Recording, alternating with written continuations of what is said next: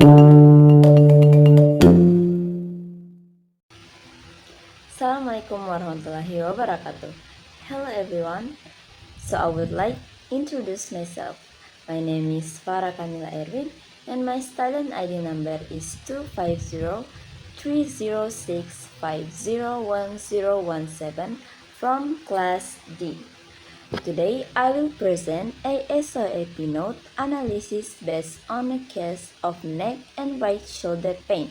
This presentation will explain the subjective, objective, assessment, and planning aspect. So first is subjective. In the subjective section, the patient is a 35-year-old male office worker who came with pain in his neck and right shoulder.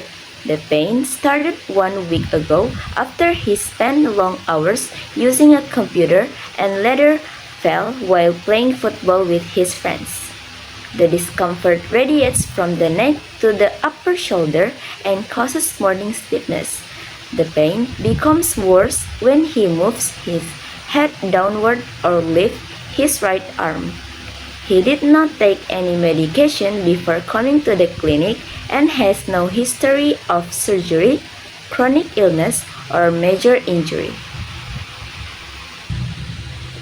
In the objective section, physical examination reveals a pain score of 6 out of 10. There is mild tenderness around the neck and right shoulder area. The patient shows slightly reduced cervical flexion and limited movement when lifting his right arm. There is no redness, swelling, or deformity observed, but mild postural strain can be seen, likely from prolonged sitting at work. For the assessment, the symptoms and examination findings are consistent with a muscle strain affecting the neck and right shoulder. This condition is likely caused by a combination of prolonged computer work and the fall during football. These factors explain why the patient has difficulty moving his head downward and lifting his right arm, especially during daily work activities. In the plan section, the physiotherapist advised the patient to apply ice packs to affected area twice a day for the first 3 days. After that, he may begin gentle stretching exercises.